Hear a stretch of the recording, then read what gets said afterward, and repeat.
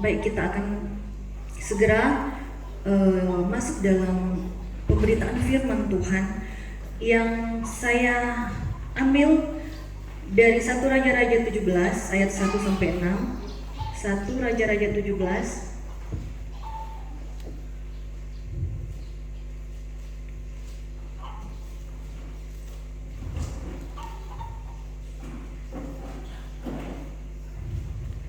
1 Raja-Raja 17 ayat 1 sampai 6. Lumayan panjang untuk kita baca, tetapi saya akan mengantar kita pada pembacaan ayat yang keempat. Kita perhatikan ayat keempat, 1 Raja-Raja 17 ayat 1 sampai 6. Ayat keempat di situ dikatakan bahwa engkau dapat minum dari sungai itu dan burung-burung gagak telah kuperintahkan untuk memberi makan engkau di sana. Ayat yang ke-6, pada waktu pagi dan petang, kita maju ya ke ayat 6, burung-burung gagak membawa roti dan daging kepadanya dan ia minum dari sungai itu. Ini cerita tentang Elia yang mengalami mujizat Tuhan. Mengalami mujizat Tuhan melalui burung-burung gagak. Awal sebelum saya membuat renungan ini, saya sudah setiap kali saya mendapat hikmat Tuhan, apakah itu melalui pengalaman kehidupan sehari-hari ataupun ketika saya mendengar firman Tuhan dari hamba-hamba Tuhan yang lain, atau ketika saya membaca firman Tuhan, saya sering menulis remah dari firman Tuhan itu sendiri. Paling tidak ada tema di situ. Pada kesempatan 2 minggu, Bapak Ibu Saudara, kami diizinkan Tuhan sekeluarga kena COVID, dan 2 minggu itu saya tidak ada pelayanan, jadi kami stay at home walaupun gejala kami ringan. Kami tidak ingin berinteraksi dulu dengan sesama karena tentu kami tidak mau kami akhirnya membuat penyebaran ya kepada orang lain. Jadi dua minggu itu saya kemudian merenungkan, ada jadwal di tempat ini, saya mau bicara apa Tuhan. Menjadi pergumulan saya, kemudian saya buka buku catatan, saya menemukan tentang burung gagak yang memberikan makan Elia. Waktu itu Bapak Ibu, jujur saya ingin membawa sesuatu atau timbul di benak saya bahwa saya ingin membawa suatu firman Tuhan yang berisikan bahwa Tuhan itu menyediakan dari sesuatu yang mustahil. Ya, Tuhan memakai burung gagak, dan saya kemudian ingat, karena di catatan itu saya ingat Musa ditemukan oleh putri Firaun. Tetapi Bapak Ibu Saudara yang kasih dalam Tuhan, sebelum saya mencatat kemudian renungan ini, saya bilang sama Tuhan, Tuhan pimpin saya, Roh Tuhan bicara, apa yang akan menjadi isi hatimu untuk saya sampaikan pada kesempatan ini. Jadi Bapak Ibu, kita akan dengar bersama-sama apa yang menjadi isi hati Tuhan bagi saya dan saudara. Puji Tuhan. Bapak Ibu Saudara yang kekasih, saya kemudian membaca cerita ini, bagaimana Tuhan memberi makan Elia melalui burung-burung gagak. Saya sempat terlintas dalam pikiran saya, bukankah burung gagak itu burung yang memakan segala macam, bahkan bangkai dia makan? Kenapa kemudian Bapak Ibu Elia diberi makan? Bayangkan di sini Bapak Ibu dikatakan bahwa Elia diberi makan itu roti dan daging. Sesuatu yang menjadi sebenarnya makanan dari burung itu, sedangkan bangkai dia makan Bapak Ibu. Saya kemudian pelajari selanjutnya, mengapa Tuhan memakai burung gagak? Karena burung gagak dalam tradisi negara-negara, bahkan di Indonesia, burung gagak itu melambangkan sesuatu yang menakutkan karena tubuhnya, bulu-bulunya yang hitam pekat, suaranya yang menyeramkan. Bapak Ibu kalau lewat burung gagak, ya kadang-kala kita bilang, ada kepercayaan bahkan di negara-negara yang notabene negara-negara maju, bahwa burung gagak itu peliharaan penyihir. Ada hubungan dengan magic, ya. Ada hubungan, ada kaitan dengan ilmu hitam. Dan ada yang mengatakan bahwa begitu kita melihat burung gagak itu menandakan suatu musibah, menandakan sebuah kematian, ya. Betapa buruknya sesuatu yang disematkan kepada burung gagak ini. Bapak Ibu, saya kemudian penasaran. Kalau Tuhan memakai sesuatu, Tuhan memakai saya dan saudara, tentu ada sesuatu yang Dia lihat. Amin. Kalau Tuhan memakai burung gagak, memberi makan seorang hamba Tuhan, menjadi mujizat bagi hamba Tuhan tersebut, saya percaya Tuhan melihat nilai yang baik dari apa yang Dia pakai dan siapa yang Dia jadikan alat.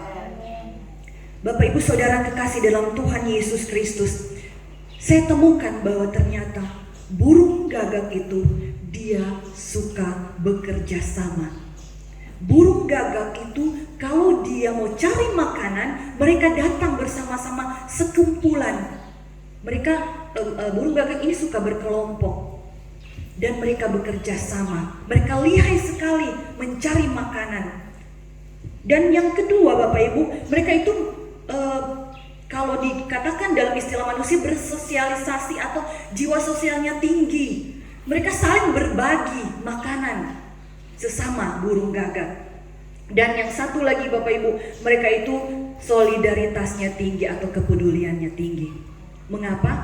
Kalau ada satu burung gagak yang sakit atau terluka, mereka dengan bersama-sama menolong, memberikan bantuan, mendatangi yang sakit ini, yang terluka ini, kemudian memberi makan bagi yang terluka.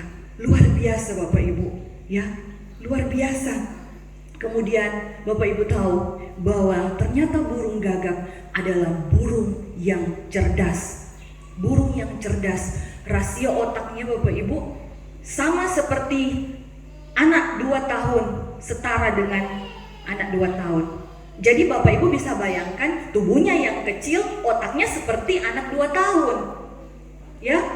Jadi dia punya kemampuan, kecerdasan yang tinggi. Karena saya kemudian melihat kecerdasan apa. Ternyata Bapak Ibu diteliti dan ada juga video-video yang saya lihat bahwa ketika burung gagak ingin mengambil makanan di sebuah tempat atau di sebuah wadah yang jauh, kemudian paruhnya tidak sampai karena paruhnya pendek, dia cari akal, dia ambil ranting, kemudian seolah dia pancing makanan itu.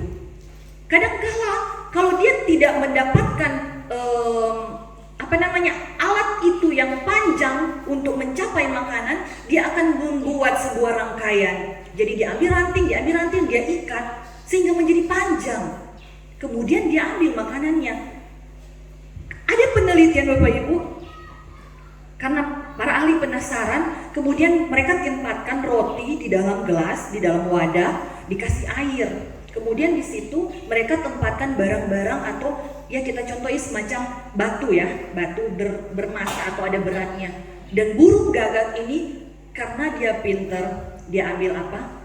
Batu itu dia masukin ke wadah, ke toples atau gelas yang isi air itu.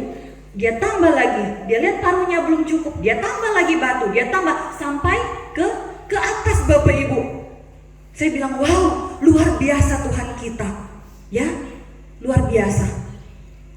Saya ingin menggambarkan kepada saya dan saudara bahwa Tuhan menciptakan segala sesuatu itu ada rencana, ada maksud, dan Dia melengkapi. Amin. Ini burung gagak. Kita manusia itu diciptakan sempurna Bapak Ibu, penuh dengan kemuliaan, bahkan Tuhan bilang segambar dan serupa dengan Tuhan. Mari kita lihat Bapak Ibu, kalau burung gagak saja Tuhan pakai, ya, karena dia punya nilai positif. Lepas dari segala apa yang kita lekatkan pada burung itu, sesuatu yang menakutkan, sesuatu yang mendatangkan bencana. Tetapi mari kita lihat burung gagak punya nilai positif, punya potensi. Demikian juga saya dan saudara. Kita harus yakinkan dalam kehidupan saya dan saudara, engkau berharga di mata Tuhan, engkau punya potensi, engkau punya nilai tinggi. Jangan kemudian engkau merasa rendah diri. Apa yang disematkan orang-orang kepadamu, entahkah mungkin melihat rupamu, melihat kondisimu, yang kemudian membatasimu untuk melakukan sesuatu yang Tuhan percayakan bagimu.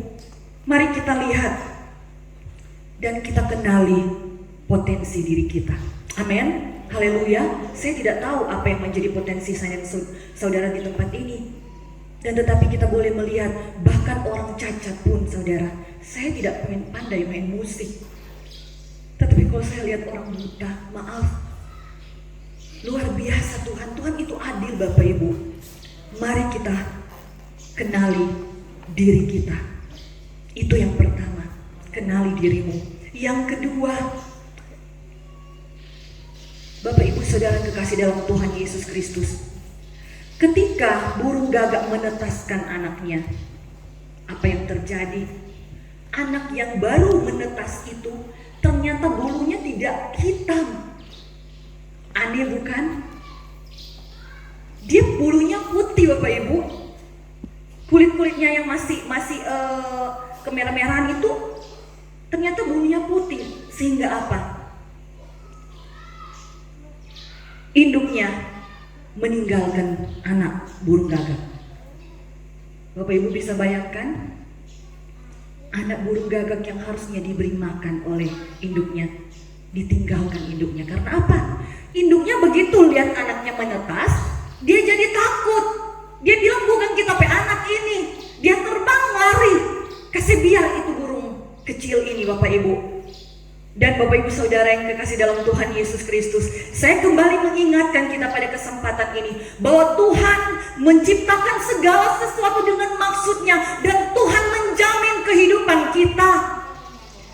Karena saya belajar, ketika burung gagak ditinggalkan oleh induknya, ternyata bulu-bulu yang ada padanya yang membuat induknya meninggalkan dia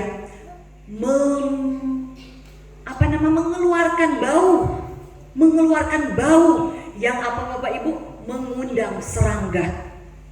Ya, ternyata dia begitu bulu-bulunya itu mengeluarkan bau, dan kemudian serangga-serangga itu datang. Dipikir mungkin kelopak bunga atau apa. Dan Bapak Ibu yang kekasih dalam Tuhan Yesus Kristus, tahukah Anda bahwa itu yang menjadi makanan dari burung kecil ini yang tak berdaya?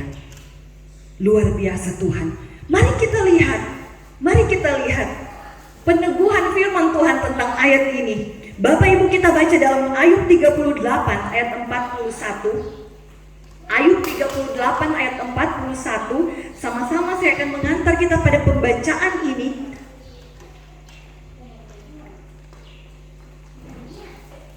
Ayub 38 ayat 41. Kalau di dalam, saya tidak tahu, mungkin di ayat 40 mungkin ya di Alkitab masing-masing, tapi ayat terakhir dari ayat dari pasal 38 di situ dikatakan, siapakah yang menyediakan mangsa bagi burung gagak apabila anak-anaknya berkauk-kauk kepada Allah, berkeliaran karena tidak ada makanan? Siapa yang memberi makan anak burung gagak itu? Yang berteriak-teriak Bapak Ibu, berkauk-kauk. Kepada siapa dia berkauk-kauk? Kepada Allah.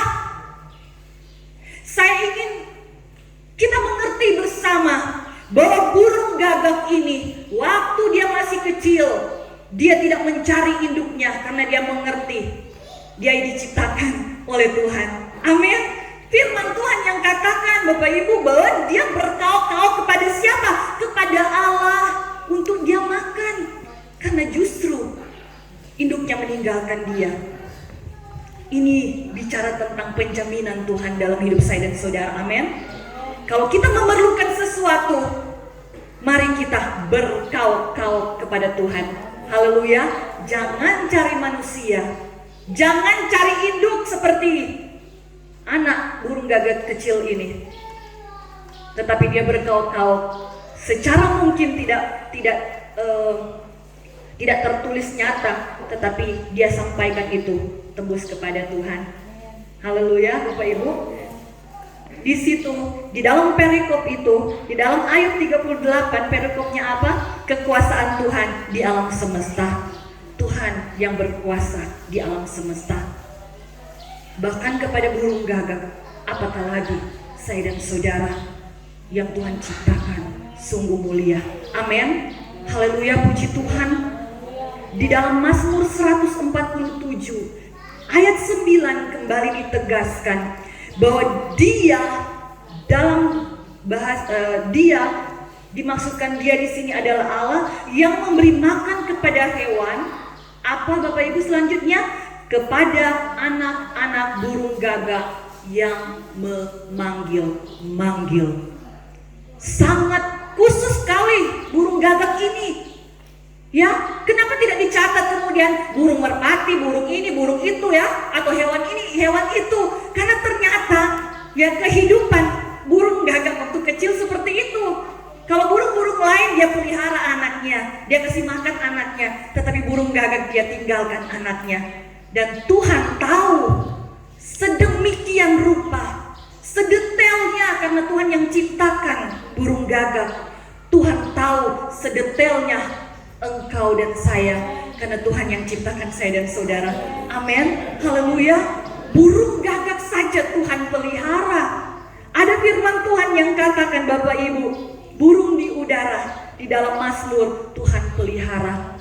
Apatah lagi saya dan saudara. Haleluya, puji Tuhan. Luar biasa. Saya melihat di sini Bapak Ibu rahasia yang luar biasa. Kalau saya tidak mengandalkan Tuhan, kalau saya tidak berharap kepada Tuhan, sebab sebegitu bodohnya saya. Ya, karena Tuhan bilang kalau Tuhan catat burung gagak ini, secara spesial Tuhan catat, dia ingin mengajarkan kepada saya dan saudara bahwa Tuhan tidak pernah tinggalkan ciptaannya.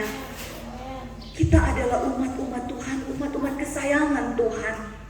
Masa cuma makanan Tuhan tidak kasih makan? Kalau Bapak Ibu, kalau kita tahu bahwa hewan itu hidup cuma untuk makan, ya, kebutuhannya itu Tuhan malah siapkan. Apa semua yang menjadi kebutuhan saya dan saudara? Mari kita lihat Bapak Ibu, di dalam Roma 8 ayat 26, sering sekali 8 ayat 28, sering sekali kita jadikan, bahkan jadikan bahan lagu. Kita selalu bilang Allah turut bekerja dalam segala sesuatu untuk mendatangkan kebaikan bagi mereka yang mengasihinya, yang terpanggil sesuai dengan rencana Allah.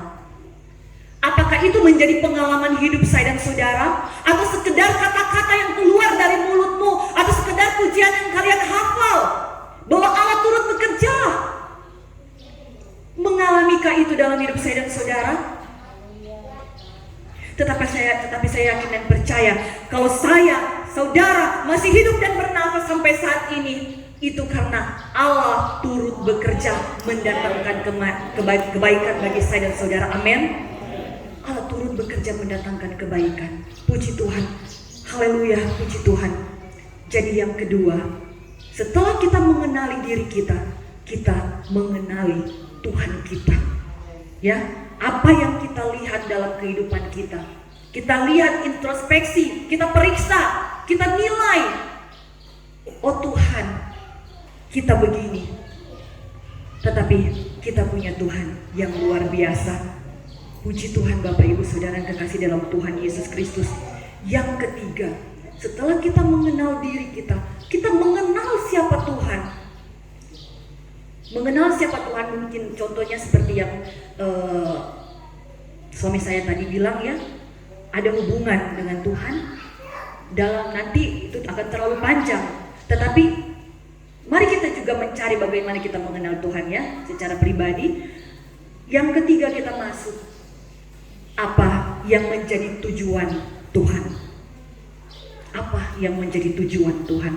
Pada 1 Raja-Raja 17 ayat 6 itu, di sana dikatakan, kita sudah baca pada pembacaan pokok tadi, bahwa pada waktu pagi dan petang burung gagak membawa roti dan daging.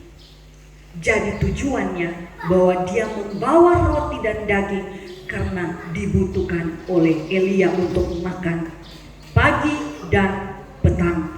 Elia perlu makan dan Tuhan menyuruh burung gagak memberi Elia makan setiap hari pagi dan petang. Dan itu berlangsung lama Bapak Ibu. Burung-burung gagak ini beberapa ekor dalam satu kelompok itu memberi Elia makan. Itu berlangsung lama sampai apa? Ayat 7 dikatakan sesudah beberapa waktu sungai jadi kering.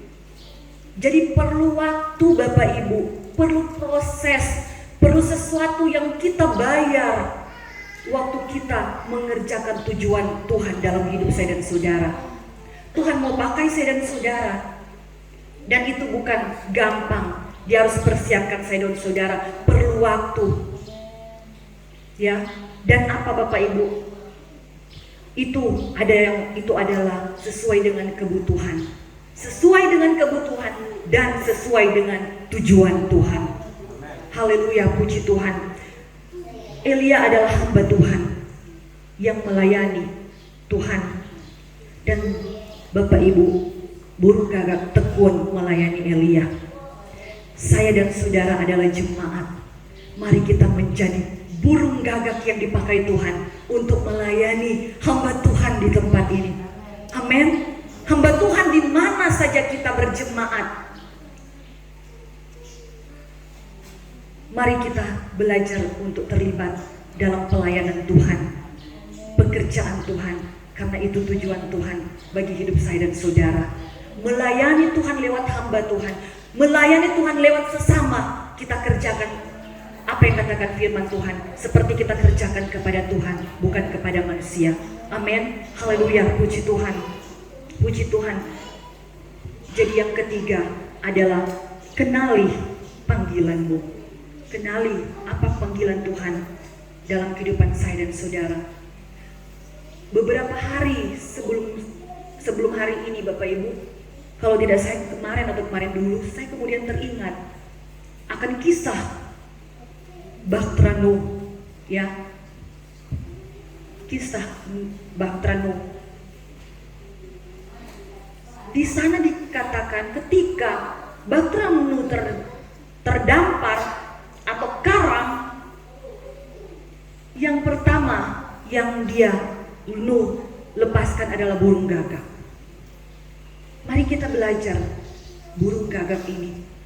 Baru tadi malam saya dapatkan rahasia firman Tuhan yang luar biasa, menguatkan saya secara pribadi, dan ingin saya bagikan bagi saya dan saudara pada kesempatan ini. Burung gagak, kenapa burung gagak yang pertama kali dilepaskan oleh Nuh untuk melihat keadaan? Karena burung gagak punya potensi.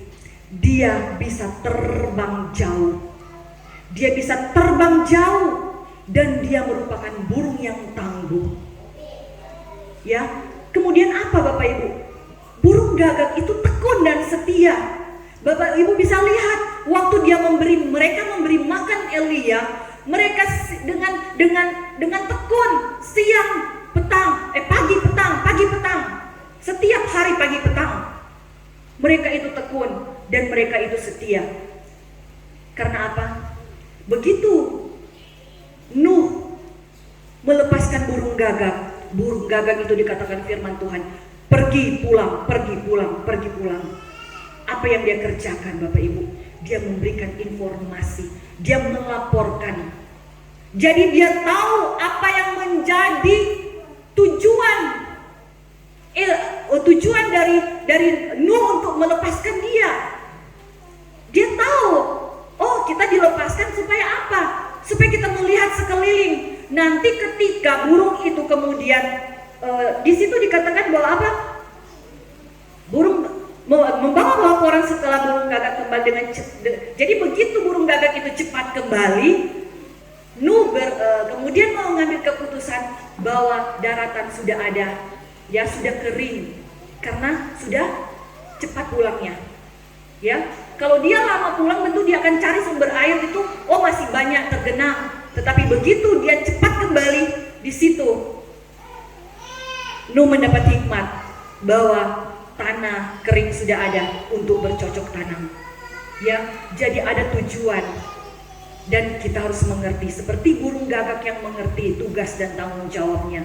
Dia bertanggung jawab, dia pergi balik. Dia tidak bicara, tetapi hikmat Tuhan menyertai Nuh sehingga dia boleh mengerti, oh kalau dia sudah datang cepat begini, berarti seboleh lapas itu burung merpati. Bapak Ibu Saudara kekasih dalam Tuhan Yesus Kristus, mari kita belajar untuk hidup bertanggung jawab atas tujuan Tuhan bagi saya dan saudara di tengah dunia ini.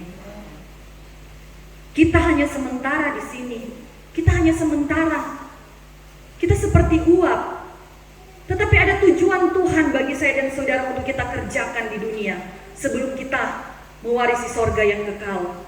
Mari kita kerjakan keselamatan kita. Mari kita kerjakan keselamatan kita dan kita jadi berkat.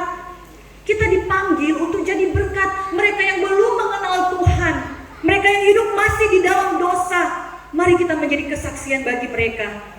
Kita bertanggung jawab atas keselamatan yang Tuhan kerjakan dalam kehidupan saya dan saudara. Dengan apa? Kita mengerjakan itu, mengerjakan panggilan itu. Puji Tuhan, Bapak Ibu. Jadi ada potensi dalam burung gagak dan ada tujuan Nuh melepaskan burung gagak. Demikian saya dan saudara, kita kembali dalam Roma 8 ayat 28 di situ dikatakan, kita tahu sekarang bahwa Allah turut bekerja dalam segala sesuatu untuk mendatangkan kebaikan. Ya, kita tahu sekarang. Amin. Kita tahu sekarang karena kita mengalami setiap penyertaan Tuhan menjadi kesaksian hidup saya dan saudara. Dan kita katakan Ebenezer, kita tahu sekarang. Tetapi apa Bapak Ibu? Untuk mendatangkan kebaikan. Amin. Dan apa yang menjadi syarat bagi mereka yang mengasihi Dia, yaitu bagi mereka yang terpanggil sesuai dengan rencana Allah. Haleluya, puji Tuhan. Jadi ada syaratnya kalau kita ingin selalu mau merasakan, kita tahu sekarang, mengalami dalam hidup saya dan saudara, Allah turut bekerja dalam hidupmu. Engkau harus mengasihi Dia dan mengerjakan sesuai dengan panggilannya dalam kehidupan saya dan saudara. Puji Tuhan. Haleluya, puji Tuhan. Bapak Ibu Saudara kekasih dalam Tuhan Yesus Kristus, bukankah dalam Efesus 2 ayat 10 di situ dikatakan, karena kita ini buatan Allah, diciptakan dalam Kristus Yesus untuk melakukan pekerjaan baik yang dipersiapkan Allah sebelumnya. Ia mau kita hidup di dalamnya. Amin. Haleluya. Jadi kalau kita masih hidup dalam panggilan Tuhan, hidup dalam pekerjaan Tuhan, hidup dalam rencana Tuhan. Karena ketika kita dipanggil Tuhan, tidak ada lagi kesempatan untuk melakukan itu. Ya, mari selagi kita masih hidup, mari kita mengerjakan. Kita hidup di dalam rencana dan panggilan Tuhan dalam hidup saya dan saudara. Di dalam pembacaan kita Efesus 2 ayat 10 ini, saya mengambil kesimpulan bahwa segala buatan Tuhan itu adalah baik. Amin. Bukankah dalam penciptaan Tuhan bilang baik dan dilihatnya baik. Jadi kita semua baik karena kita ciptaan Tuhan. Amin. Dan dinilai Tuhan baik. Mari pertahankan penilaian Tuhan dalam hidup saya dan saudara. Kemudian diciptakan dalam Kristus Yesus. Diciptakan dalam Kristus Yesus itu, Kristus itu juru selamat. Jadi kita diciptakan mengalami keselamatan untuk mengerjakan keselamatan itu. Amin. Kenapa dikatakan diciptakan dalam Kristus Yesus? Kenapa tidak diciptakan dari dalam Yesus saja? Di situ ada predikat Kristus, ada karya juru selamat. Ya, puji Tuhan Bapak Ibu, kita menjadi bahagian dalam karya salib Tuhan di dalam dunia ini. Kemudian yang ketiga pekerjaan baik. Jadi kita menjadi berkat untuk keselamatan yang lain juga. Jangan jadi egois. saya dan saudara sudah diselamatkan, mari ingat mereka yang belum mengenal Tuhan. Ya, Bapak Ibu, kemudian dipersiapkan Allah. Jadi ada rencana, ada tujuan, ada panggilannya. Dan kemudian apa? Hidup di dalamnya untuk menggenapi firman Tuhan. Haleluya, puji Tuhan. Bapak Ibu Saudara yang dikasihi dalam Tuhan Yesus Kristus. Ketika Elia di tepi sungai Kerit itu, dia belum disebut. Ya, jadi dia, Bapak Ibu, kalau kita lihat ayat 1, saya kembali pada pembacaan pokok kita, 1 Raja-Raja 17. Elia di tepi sungai Kerit. Lalu berkatalah Elia orang Tisbe dari Tisbe Gilead kepada Ahab, demi Tuhan yang hidup, Allah Israel. Dan selanjutnya belum dikatakan bahwa Elia adalah nabi, hanya mengatakan bahwa Elia adalah orang Tisbe. Bapak Ibu Saudara yang kekasih dalam Tuhan Yesus Kristus, ini bicara apa? Ini bicara tentang jaminan Tuhan. Walaupun dia belum nabi, jadi hamba Tuhan di tempat ini, walaupun gereja ini sementara masih membangun, atau mungkin kita yang masih mula-mula dalam belajar melayani Tuhan, Tuhan akan iringi engkau dengan mujizat demi mujizat. Amin, haleluya, puji Tuhan. Elia belum apa-apa Bapak Ibu, tetapi dia mau terpanggil sesuai dengan rencana Tuhan. Bukankah setelah ini juga Tuhan memakai janda untuk memberi Elia makan? Setelah memakai gagak, Tuhan memakai janda untuk memelihara Elia. Dan tahukah saya dan saudara, banyak cara pemeliharaan Tuhan bagi saya dan saudara sebagai jemaat, bahkan hamba Tuhan di tempat ini. Banyak cara Tuhan yang tidak masuk akal, tetapi kalau itu Tuhan kerjakan, amin. Kalau itu Tuhan kerjakan, itu akan melakukan mujizat bagi saya dan saudara. Puji Tuhan, haleluya, puji Tuhan. Bapak Ibu Saudara yang kekasih dalam Tuhan, jadi mari kita kembali menjadi kesimpulan bahwa yang pertama, bahwa kita harus kenali diri kita. Kemudian kita kenali Tuhan kita, karena Tuhan itu Allah yang campur tangan dalam hidup saya dan saudara. Kemudian mari kita kenali dan responi panggilan saya dan saudara yang Tuhan inginkan bagi saya dan saudara. Puji Tuhan, mari kita sama-sama tunduk kepala. Kita mau renungkan.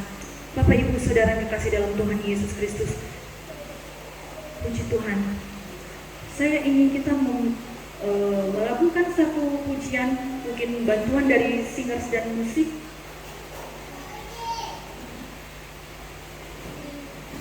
Haleluya, puji Tuhan. Saya mengajak kita, Bapak Ibu, jangan kita melihat kondisimu, jangan melihat keadaanmu, jangan melihat apa yang menjadi tanggapan orang akan engkau. Burung gagak tidak pernah melihat dirinya berbulu hitam yang menakutkan. Tetapi mari kita lihat rencana Tuhan dalam hidup saya dan saudara. Ada lagu yang katakan Tuhan tidak memandang rupa,